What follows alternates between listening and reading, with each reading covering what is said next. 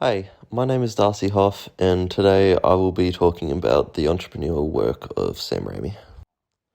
Raimi is best known for his Evil Dead franchise and the Spider-Man trilogy, spanning from 2002 to 2007, both beloved for their expressive camera movements. He filmed The Evil Dead with a predicted budget of around $375,000. The cheap budget forcing him to find new ways to engage audiences, leading to his trademark monster vision and comical camera zooms. Raimi demonstrated ways you could express emotions and action without a high budget, and how those same techniques can be used to amplify those effects when filming with a blockbuster level budget. This also makes a statement on how you can still make emotionally engaging stories within corny and comedic environments. Raimi felt that producers and other outside forces bogged down his creative vision and made for a much more boring and uninspiring end product. As such, one philosophy that Raimi held on to throughout his career was to keep the same network for each project he worked on. Most obviously his relation with longtime friend and actor Bruce Campbell. During the filming of The Evil Dead, the crew consisted almost entirely of Raimi and Campbell's friends and family.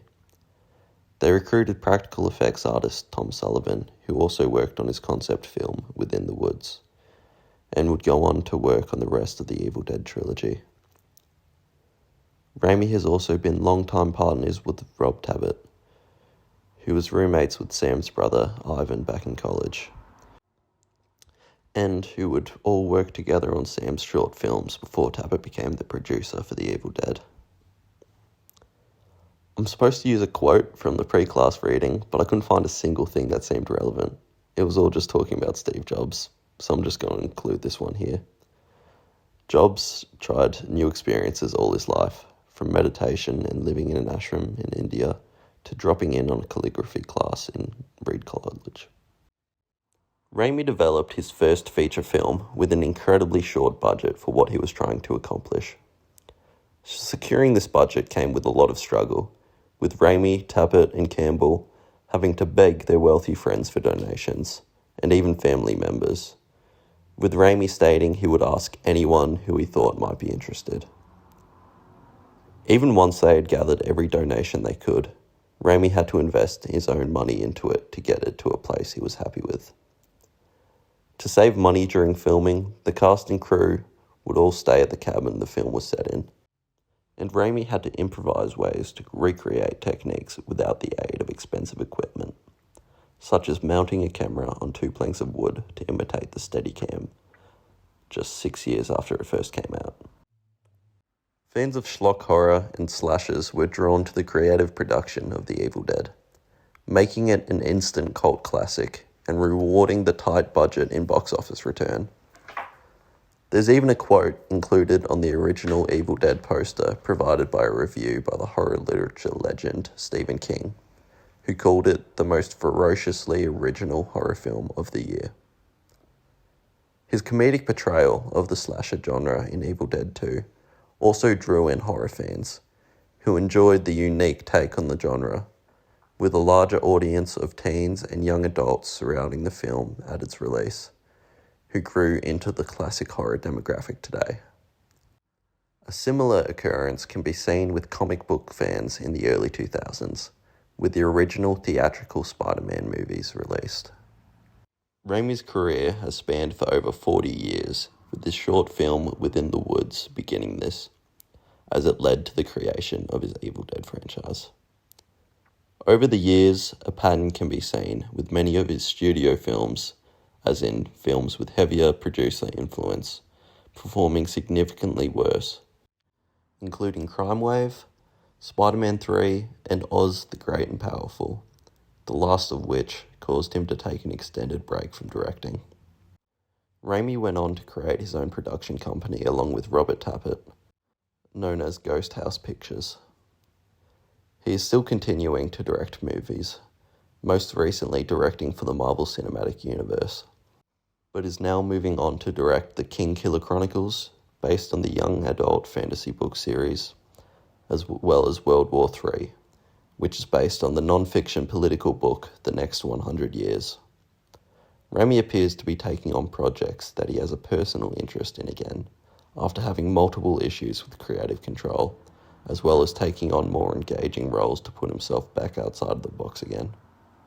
He has inspired many people through both his practical effects work and his expressive filmmaking techniques, demonstrating ways in which to amplify emotion and action without a high budget, as well as the ability to have an entertaining balance between comedy and horror.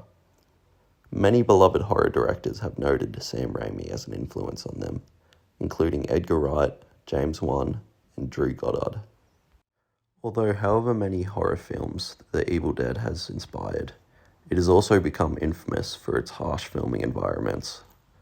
For one, they filmed in Tennessee during one of the coldest winters in the state's history, and the location they were filming at was crowded without any electricity and little running water. The ingredients used in the fake blood was also filled with corn syrup, meaning the crew was always greasy and sticky and had to use boiling water just to wash it off of themselves. Conditions improved with each new project. However, controversy was brought up again with the release of Drag Me to Hell, which returned with disturbing practical effects, in particular a scene where the lead actress had dead maggots poured into her mouth in abundance. Raimi is without a doubt a one-of-a-kind director, creating a unique style that few others have been able to replicate, but many others have been influenced by. He's a brilliant problem solver, working great with his tight network to create waves in his field on multiple occasions. However, his unwillingness to settle for a product outside of his vision has slowed him down in recent years, taking multiple breaks from the industry.